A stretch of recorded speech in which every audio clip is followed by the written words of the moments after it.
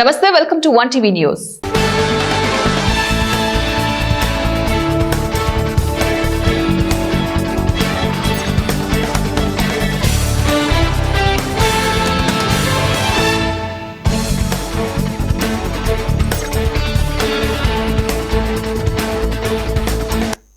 తెలంగాణ రాష్ట్ర ముఖ్యమంత్రి రేవంత్ రెడ్డి కీలక ప్రకటన చేశారు. పాఠశాలల నుంచి వర్సిటీల వరకు రాష్ట్రంలోని అన్ని విద్యా సంస్థల బోధనలో నాణ్యత ప్రమాణాలు పెంచేందుకు తగిన చర్యలు తీసుకోవాలని సంబంధిత అధికారులకు ఆదేశించారు. కమాండ్ కంట్రోల్ లో విద్యాశాఖపై సమీక్ష నిర్వహించిన సీఎం రేవంత్ విద్యార్థులు, టీచర్లకు ఫేసియల్ రికగ్నైజేషన్ సిస్టమ్ FRS తప్పనిసరి చేయాలని అన్నారు. ఫేసియల్ రికగ్నైజేషన్స్ తో హాజరు శాతం మెరుగుపడుతుందని, వివిధ లోటుపాట్లను అరికట్టవచ్చని సీఎం అభిప్రాయపడ్డారు. ఈ మేరకు శుక్రవారం పోలీస్ కమాండ్ కంట్రోల్ సెంటర్ లో విద్యాశాఖపై 3 గంటల పాటు సమీక్ష నిర్వహించారు. పాఠశాలలో మధ్యాహ్న భోజనం తయారీ కోసం కంటైనర్ కిచెన్లకు ప్రాధాన్యం ఇవ్వాలని అన్నారు. కంటైనర్ల పైన సౌర ఫలకాలు ఏర్పాటు చేసి అవసరమైన విద్యుత్ వినియోగించుకోవచ్చని పేర్కొన్నారు. మధ్యాహ్న భోజన బిల్లుల చెల్లింపు గ్రీన్ ఛానల్లో ఆన్లైన్లోనే సాగాలి. మన ఊరు మనబడి బకాయిలను కూడా వెంటనే విడుదల చేయాలని ఆదేశించారు. రాష్ట్ర వ్యాప్తంగా ఉన్న కాలేజీలు, పాఠశాలలో టాయిలెట్లు, ప్రహారీ నిర్మాణ పనులు వేగవంతం చేయాలన్నారు. ప్రతి విద్యా సంస్థలో క్రీడలకు ప్రాధాన్యత ఇచ్చేలాగా తగిన ఏర్పాట్లు చేయాలని అధికారులను ఆదేశించారు. అది పీసీ ఘోష్ కమిషన్ కాదు, అది కాంగ్రెస్ పార్టీ వేసుకున్న పీసీసీ ఘోష్ కమిషన్ అని బీఆర్ఎస్ వర్కింగ్ ప్రెసిడెంట్ కేటీఆర్ విమర్శించారు. రాష్ట్ర వ్యాప్తంగా నెలకొన్న ఎరువుల సంక్షోభం పైన బీఆర్ఎస్ ఎమ్మెల్యేలు గన్ పార్క్ వద్ద వినూత్న నిరసన ప్రదర్శన కార్యక్రమాన్ని చేపట్టారు. గన్ పార్క్ లోని అమరవీరుల స్తూపం వద్ద ఖాళీ యూరియా బస్తాలతో నిరసన వ్యక్తం చేశారు. ఈ సందర్భంగా కేటీఆర్ మాట్లాడుతూ, రాష్ట్ర ప్రభుత్వం కనీసం 15 రోజుల పాటు అసెంబ్లీ సమావేశాలు నిర్వహించాలి. అంతకుమించి నిర్వహించినా మేము సిద్ధమే. రాష్ట్ర ప్రభుత్వం ఏ అంశాన్ని సభలో పెట్టినా అన్నిటికీ సరైన సమాధానం ఇస్తాం. వ్యవసాయ రంగం నుంచి మొదలుకొని ఏ అంశం పైననైనా కూడా సభలో చర్చకు పెడితే ఎదుర్కొనేందుకు సిద్ధంగా ఉన్నాం. వ్యవసాయ విస్తీర్ణంతో పాటు వ్యవసాయ సంక్షేమానికి కేసీఆర్ చేసిన కార్యక్రమాలు, పథకాల గురించి కూడా వివరిస్తాం. ప్రపంచంలోని అతిపెద్ద లిఫ్ట్ ఇరిగేషన్ ప్రాజెక్ట్ అయిన కాళేశ్వరం గురించి కూడా సమాధానం చెబుతాం. అసమ్మతి ఎమ్మెల్యేలకు సంబంధించిన అంశంలో స్పీకర్ ఏ నిర్ణయం తీసుకుంటారో చూద్దాం. ఇప్పటికే అసమ్మతి ఎమ్మెల్యేలకు సంబంధించిన ప్రక్రియ కొనసాగుతుంది. ఏ నిర్ణయం తీసుకుంటారో చూద్దామని కేటీఆర్ పేర్కొన్నారు. మీపై మనీ లాండరింగ్ కేసులు నమోదయ్యాయి. సుప్రీంకోర్టులో విచారణకు హాజరు కావాలి. మిమ్మల్ని డిజిటల్ అరెస్టు చేస్తున్నాం అంటూ 82 ఏళ్ల వృద్ధుడిని బెదిరించిన సైబర్ కేటుగాళ్లు నిండా ముంచేశారు. ఆయన బ్యాంకు ఖాతాల నుంచి ఏకంగా 72 లక్షలు కాజేశారు.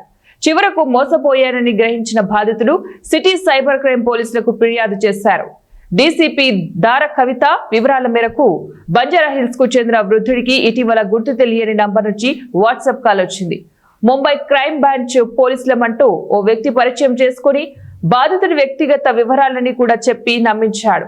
మీరు ఆధార్ కార్డు దుర్వినియోగం చేశారు, మీపై మనీ లాండరింగ్ కేసులు నమోదయ్యాయి, రేపు మీ బ్యాంకు ఖాతాలన్నీ స్తంభింపచేస్తాం, మిమ్మల్ని డిజిటల్ అరెస్టు చేయమని సుప్రీంకోర్టు ఆదేశించింది.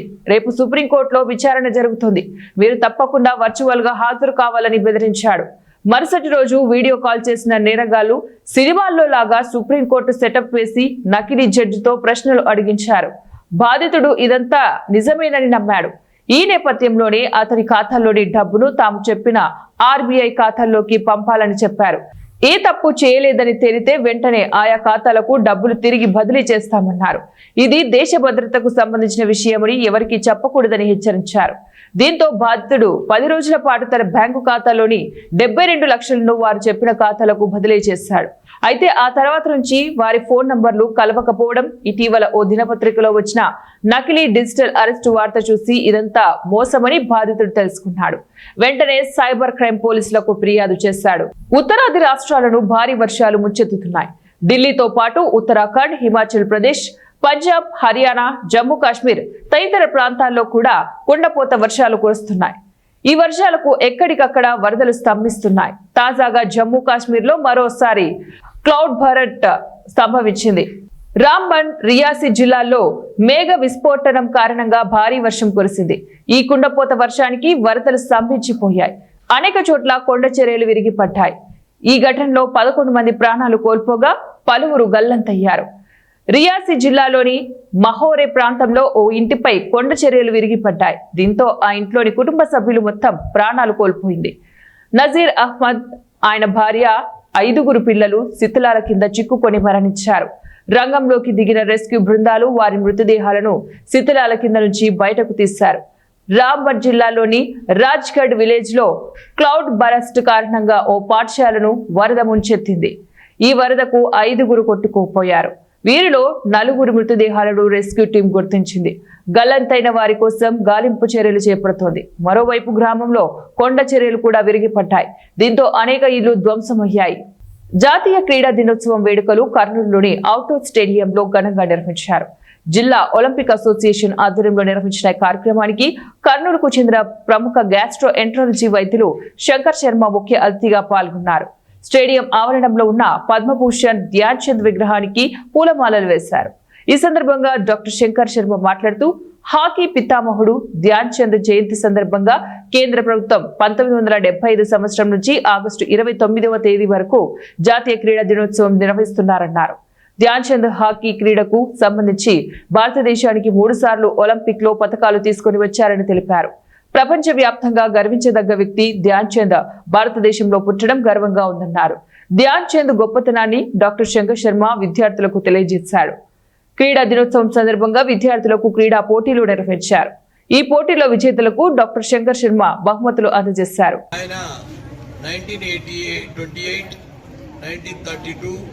1936 3 సార్లు ఇండియాకు ఒలింపిక్స్ లో గోల్డ్ మెడల్ సాధించడం జరిగింది.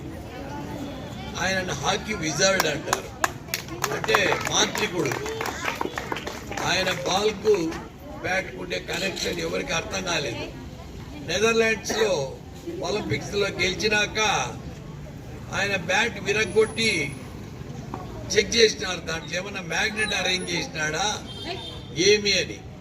అప్పుడు వాళ్ళు కన్ఫర్మ్ చేస్తున్నారు, మ్యాగ్నెట్ అనేది ఇతని బ్రెయిన్ లో ఉంది, ఇతని సోల్ లో ఉంది. హాకీ అనేది ఇతని బాడీ అంతా వ్యాపించి ఉంది, ఇతని సోల్లో చేరిపోయింది హాకీ అనేది అని. అంత గర్వించదగవలసిన వ్యక్తి మన దేశంలో పుట్టి మనకింత ప్రఖ్యాతి సాధించిన ఆయనను గవర్నమెంట్ ఆఫ్ ఇండియా 1956లో Padma Bhushan second civilian highest civilian award ప్రకటించింది. తర్వాత బెర్లిన్లో ఒలింపిక్ గేమ్స్ జరిగినప్పుడు అడాల్ఫ్ హిట్లర్, నాజీ జర్మనీ ఉండినది అప్పుడు, జర్మనీ టాప్ లో ఉంది. ఫైనల్ గేమ్ జర్మనీకి ఇండియాకి జరుగుతూ ఉంది. క్రౌడ్ అంతా జర్మనీకి సపోర్ట్ చేస్తున్నారు. No supporter for India. Adolf Hitler కూడా వాళ్ళల్లో ఆడియన్స్ లో ఉన్నాడు. ప్రతి ఒక్కరికి టెన్షన్ గ్రిప్ అవుతా ఉంది. ఆ టైంలో ధ్యాన్ చంద్ దిగి ఫీల్డ్ లో జర్మనీని మట్టి గర్పించి ఇండియా గొప్పతనాన్ని చూపించినాడు హాకీలో. ఆ హిట్లర్ పిలిచి ధ్యాన్ చంద్ ను నా కంట్రీ సిటిజన్షిప్ ఇస్తాను, నీకు ఆర్మీలో జాబ్ ఇస్తాను, నువ్వు నా కంట్రీలో ఉండిపో అంటే, నా భరతమాతకు నేను రుణపడి ఉన్నాను సార్, నా తల్లి రుణం నేను తీర్చుకోలేను, నా మాతృభూమికి నేను వెళ్ళిపోతాను అని చెప్పి. ప్రకాశం జిల్లా మార్కాపురం దోర్నాల బస్టాండ్లోని పలు ఎరువుల దుకాణాలను సబ్ కలెక్టర్ వెంకట్ త్రివినాగ్ ఆకస్మిక తనిఖీ చేశారు. వ్యవసాయ శాఖ అధికారి బుజ్జీభాయ్తో కలిపి ఆయన పరిశీలించారు. అనంతరం గోడౌన్లలో నిల్వ ఉంచిన ఎరువులను తనిఖీ చేశారు. అంతేకాకుండా ఎంఆర్పి ధరల పట్టికను కూడా, ఎరువుల బస్తాలను, రికార్డులను కూడా క్షుణ్ణంగా పరిశీలించారు. అదేవిధంగా ఆయన మాట్లాడుతూ రైతులకు ఎంఆర్పి ధరలలోనే అమ్మకాలు చేయాలని, అలా కాకుండా ఇష్టం వచ్చినట్లు అమ్మకాలు చేస్తే సహించేదలేదని హెచ్చరించారు. కార్యక్రమంలో పలువురు అధికారులు పాల్గొన్నారు.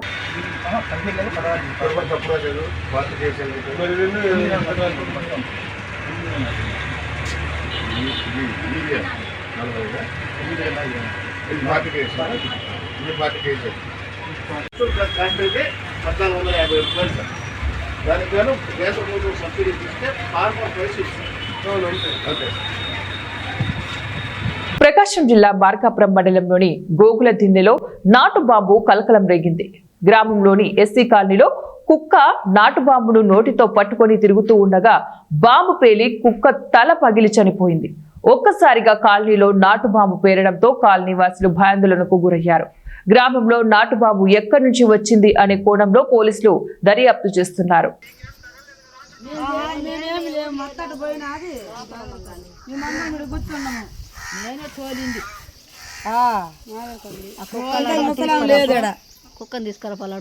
నకిలీ పాస్ పుస్తకాలతో వ్యవసాయ రుణాలు ఇప్పిస్తున్న ముఠా గుట్టును రట్టు చేశారు మహబూబాబాద్ జిల్లా కురవి పోలీసులు. కురవి పోలీస్ స్టేషన్ లో ఏర్పాటు చేసిన మీడియా సమావేశంలో డీఎస్పీ తిరుపతిరావు వివరాలను వెల్లడించారు. ఆయన తెలిపిన వివరాల ప్రకారం మహబూబాబాద్ జిల్లాలో పలువురు రైతుల దగ్గర నకిలీ పాస్ బుక్లు సృష్టించి వ్యవసాయ రుణాలను ఇప్పిస్తున్నారు. ఇప్పటి వరకు 11 మంది రైతులకు నకిలీ పుస్తకాలతో 16,90,000 రూపాయల వరకు ఇప్పించారని తెలిపారు. ఈ నేపథ్యంలో నమ్మదగిన సమాచారం మేరకు ముఠాను పట్టుకుని అరెస్టు చేసి రిమాండ్ కు తరలించారు. వారి వద్ద నుంచి 23 పాస్ పుస్తకాలు, 3 సెల్ ఫోన్లు, కంప్యూటర్ సామాగ్రిని స్వాధీనం చేసుకున్నారు. పాస్ బుక్ చూపించి లోన్ తీసుకుంటారు. అటు లోన్ యొక్క వడ్డీ మొత్తాన్ని వాళ్ళు చెల్లిస్తూ ఉంటారు. ఎప్పుడైతే ప్రభుత్వం వారు రుణమాఫీకి ఇచ్చినప్పుడు ఆ రుణమాఫీలో తీసుకున్న రుణం అనేది మాఫీ చేయబడుతుంది. దీని ద్వారా రైతుకి ఉన్నటువంటి భూమిని ఎక్కువ చూపించి ఎక్కువ మొత్తాన్ని రుణం తీసుకొని ఆ రుణమాఫీ భాగంగా రుణం అనేది మాఫీ చేయబడుతుంది.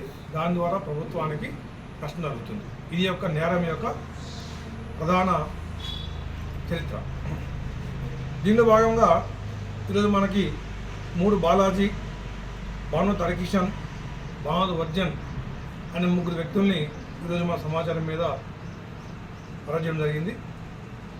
వీరు ఏం చేస్తారంటే 3 బాలాజీ ఇతను ఫీల్డ్లో ఉండి రైతులను గుర్తించి వారి యొక్క పాస్ పుస్తకాన్ని తీసుకొని ఆ పాస్ పుస్తకం పోయిందని చెప్పి కంప్లైంట్ రేజ్ చేస్తారు ఆన్లైన్లో. మళ్ళీ వారికి ఒరిజినల్ పాస్బుక్ వస్తుంది డూప్లికేట్ రూపంలో.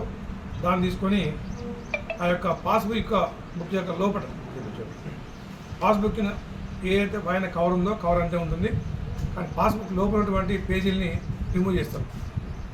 రిమూవ్ చేసిన తర్వాత ఈ భావంత్ హరికిషన్కి ఇస్తారు. హరికిషన్ భావంత్ వర్జన్కి ఇస్తారు. వర్జన్ ఏం చేస్తారంటే ముందు పాస్బుక్ని ఆయన స్కాన్ చేసుకుంటాడు, ఒరిజినల్ పాస్బుక్ని చేసుకున్న తర్వాత దాన్ని కంప్యూటర్లో ల్యాప్టాప్లో పెట్టుకుంటారు ఆయన యొక్క మెయిల్లో. నెక్స్ట్ బుక్ వచ్చిన తర్వాత ఏది సెకండ్ బుక్ వచ్చిందో ఆ బుక్ కంప్లీట్గా తీసి ఒక వ్యక్తి రైతుకి ఎకరం భూమి ఉంటే దాని ల్యాప్టాప్లో 3 ఎకరాలు చేస్తారు. చేసిన తర్వాత దాన్ని same colour print paper, cost paper తీసుకొస్తారు. గతంలో వీళ్ళు మొత్తం తయారైనటువంటి 11 మంది రైతులకి లోన్ ఇప్పించారు. దాంట్లో భాగంగా 6గురికి యూనియన్ బ్యాంక్ మహబాద్లో,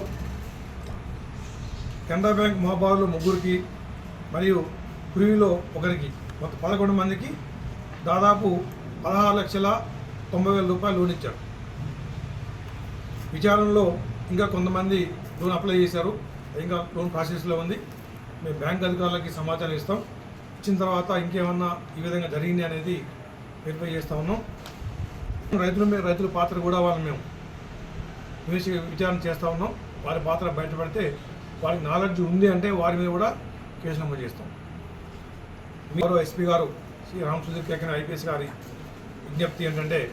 సూచన విజ్ఞప్తి ఏంటంటే రైతులు ఎవరు కూడా ఇటువంటి వాళ్ళకి మోసపోవద్దు, చిన్నటువంటి తప్పులు చేయొద్దు.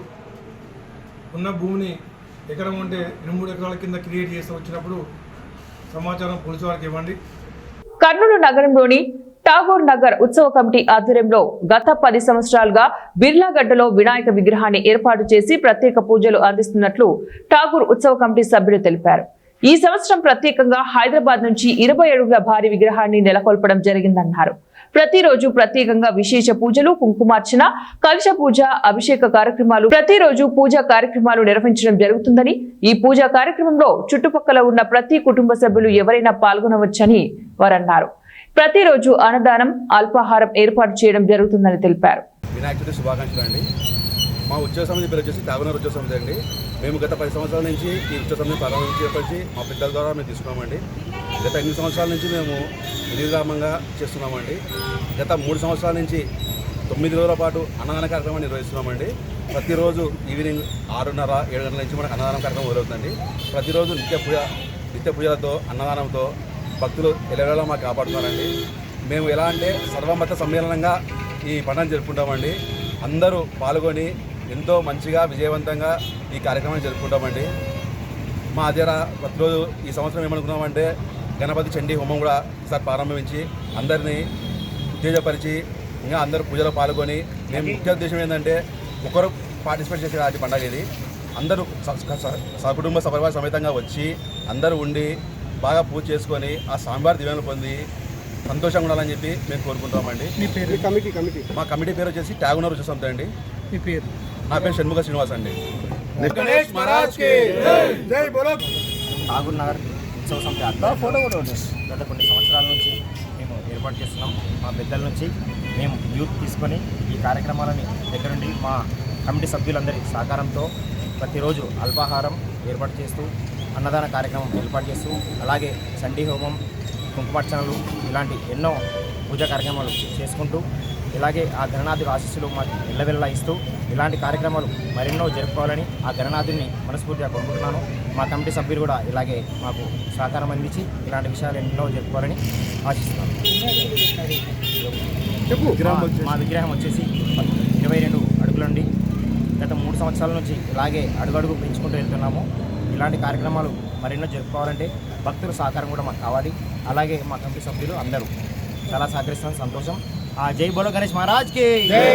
ఖమ్మం జిల్లా వైరా నియోజకవర్గంలో ఇటీవల కురిసిన భారీ వర్షాలకు ముంపునకు గురై పంటలు నష్టపోయిన రైతులకు రాష్ట్ర ప్రభుత్వం ఆదుకుంటుందని ఎమ్మెల్యే రామదాస్ నాయక్ తెలిపారు. ఖమ్మం జిల్లా వైరా మండలం వల్లాపురం ముసలిమడుగు గ్రామంలో వరద ముంపునకు గురైన వరి, పత్తి పంటలను కూడా ఎమ్మెల్యే మాలతు రామదాస్ నాయక్ కాంగ్రెస్ పార్టీ జిల్లా అధ్యక్షుడు పువ్వాళ్ల దుర్గా ప్రసాద్ పరిశీలించారు. ఈ సందర్భంగా రైతులను వివరాలు అడిగి తెలుసుకున్నారు. ఇటీవల కురిసిన భారీ వర్షాలకు నియోజకవర్గంలోని వైరా, కొనిచెర్ల, ఏనుకూరు, కారేపల్లి మండలాల్లో ముంపునకు గురైన పంటలను వ్యవసాయ శాఖ అధికారులతో సర్వే చేయించి రైతులకు నష్టపరిహారం అందించేందుకు రాష్ట్ర ప్రభుత్వం కృషి చేస్తోందని తెలిపారు. గ్రామీణ, పట్టణ ప్రాంతాలలో దెబ్బతిన్న రహదారులను యుద్ధ ప్రాతిపదికన మరమ్మతులు పూర్తి చేస్తామని తెలిపారు. కార్యక్రమంలో స్థానిక మండల నాయకులు, రైతులు పాల్గొన్నారు. పరిస్థితి దండగ చేసే పరిస్థితి ఏది చేయము. గతంలో పోల్చుకుంటే ఇందిరమ్మ ప్రభుత్వం వచ్చిన తర్వాత గత ప్రభుత్వాలు వాళ్ళు రైతులకి సరైనటువంటి అవకాశం కల్పించకుండా ఇప్పుడు కూడా చెప్తా ఉన్నారు యూరియా టైట్ అయింది, అదైంది, ఇదైంది అని చెప్పేసి. యూరియా టైట్ కోసం ఏంటంటే ఒరేస్తే ఉరేననేటటువంటి మాటలు వాళ్ళు చెప్పటం వల్లనే ఎవడు ఒరేయలేదు. అందుకే ఆనాడు యూరియా కట్టలు కూడా పెద్దగా అవసరం పడలేదు. కానీ మేము ఈ ప్రభుత్వం అధికారంలోకి వచ్చిన తర్వాత రేవంత్ రెడ్డి గారి నాయకత్వంలో బట్టి విక్రమార్క ఆర్థిక శాఖ మంత్రిగా ఉన్న తర్వాత 500 రూపాయల బోనస్ కానివ్వండి, లేకపోతే రైతు భరోసా కానివ్వండి, అట్లాగే రైతులకు అవసరమైనటువంటి స్ప్రింక్లర్స్ దగ్గర నుంచి అన్ని పనిముట్లు కూడా వాళ్ళకి ఇవ్వటం వలన ఈరోజు రైతులు గతంలో గ్రామాలు వదిలిపెట్టి రైతులు సిటీలకు వెళ్ళిపోయి అక్కడ రియల్ ఎస్టేట్ వ్యాపారాలు చేసుకునేవాళ్ళు. కానీ ఇప్పుడు అక్కడ మళ్ళీ వ్యాపారాలు వదిలిపెట్టి బోనస్ ఈ రైతులకి వస్తున్నటువంటి సౌకర్యాలు ఈ ప్రభుత్వం చేస్తున్నటువంటి వాటిని దృష్టిలో పెట్టుకొని రైతులే మళ్ళీ గ్రామాలకు వచ్చి గతంలో వాళ్ళు కౌలుకి ఇచ్చినటువంటి పొలాలను కూడా మేమే చేస్తామని చెప్పి మళ్ళీ తిరిగి రైతులంతా పొలం బాట పెట్టారు. కాబట్టి ఈ ప్రభుత్వం ఏం చేస్తుందనే దానికి ఉదాహరణగా అదే మీకు చెప్తా ఉంది. ఖచ్చితంగా ఇప్పుడు జరిగినటువంటి నష్టాన్ని కూడా పూర్తి స్థాయిలో అంచనాలు వేపిస్తుంది. ఈ రాష్ట్ర ప్రభుత్వం నిన్న ఏరియల్ సర్వే చేశాడు రాష్ట్ర ముఖ్యమంత్రి. అలాగే మంత్రులందరూ కూడా ఇన్ఛార్జి మంత్రులు మొత్తం రాష్ట్రంలో ఎక్కడ ఏ జిల్లాకి ఎంత నష్టం జరిగిందో. యాక్చువల్గా ఖమ్మం, ఉమ్మడి ఖమ్మం జిల్లా పెద్ద ఎత్తున వర్షం కురుస్తూ ఉన్నది. ఈ వర్షం వల్ల ఖమ్మం జిల్లా కానీ తెలంగాణ రాష్ట్రంలో 10 జిల్లాలు, దాంతోపాటు వర్గం పెద్ద ఎత్తున వాగులు, వంకలు పొంగి పొరుతున్న వైద్యాన్ని నిన్న చూస్తా ఉన్నాం. ఇప్పుడు కూడా మన వల్లాపురం పొలం చూసుకొని వస్తా ఉన్నాం. కాబట్టి రైతులని ఆదుకునే ప్రభుత్వం రేపు కూడా ఈ జరిగిన నష్టాన్ని కూడా ప్రభుత్వం పరిశీలిస్తూ ఉన్నది. మేము కూడా అధికారులందరినీ కూడా అంచనాలు తయారు నష్టపరిహారం సంబంధించి ఎంతవరకు రైతులు పత్తి కానీ, వరి కానీ ఎన్ని ఎకరాలు నష్టపోయారో అన్నీ కూడా అంచనా ఇవ్వని చెప్పాము. ఇప్పుడు వాళ్ళందరూ రిపోర్ట్లు తీసుకొని వస్తారు. మేము కూడా ప్రభుత్వాన్ని ఇవి అంతా నివేదిక అందించి ఏదేమైనా గతంలో కానీ ఇప్పుడు కానీ ఇందిరమ్మ రాజ్యం వచ్చిన తర్వాత ప్రభుత్వాన్ని ఆదుకున్న ప్రభుత్వం ఇది. రుణమాఫీ కానివ్వండి, రైతు భరోసా కానివ్వండి, బోనస్ కానివ్వండి, గిట్టుబాటు ధర కానివ్వండి, వీటన్నిటిని కూడా కాంగ్రెస్ ప్రభుత్వం వచ్చినాక రైతులు కలకలు ఆడాలని చెప్పేసి వాళ్ళ ముఖంలో నవ్వు చూడాలని చెప్పేసి కోరుకున్న ప్రభుత్వం ఇది. వర్షం రావటం వల్ల అకాల వర్షం రావడం వల్ల జరిగిన నష్టాన్ని ప్రభుత్వం ఈ రకంగా భర్తీ చేయాలి. రైతులను ఇబ్బంది పడకుండా, నష్టపోకుండా, వాళ్ళని కష్టపెట్టకుండా చేయాల్సిన కార్యక్రమం అంతా కూడా కాంగ్రెస్ ప్రభుత్వం చేస్తా ఉంది. ఈ నియోజకవర్గ పక్షంగా నేను ఈ నియోజకవర్గంలో జరిగిన నాగర్ కర్నూలు జిల్లా పెంట్లవెల్లి మండలం కొండూరు గ్రామంలో 2.70 కోట్ల వ్యయంతో నిర్మించనున్న 33/11 kV విద్యుత్ సబ్స్టేషన్, ఇందిరమ్మ ఇళ్లు, ప్రాథమిక ఆరోగ్య ఉప కేంద్రానికి కొల్లాపూర్ మండలం మొలచింతలపల్లిలో 33/11 kV విద్యుత్ సబ్స్టేషన్, ఇందిరమ్మ ఇళ్ల నిర్మాణానికి మంత్రి జూపల్లి శుక్రవారం శంకుస్థాపన చేశారు.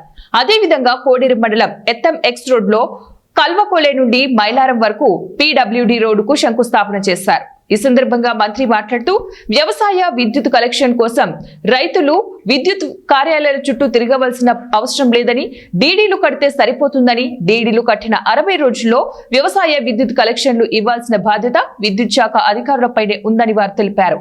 కార్యక్రమంలో కాంగ్రెస్ పార్టీ నాయకులు పాల్గొన్నారు.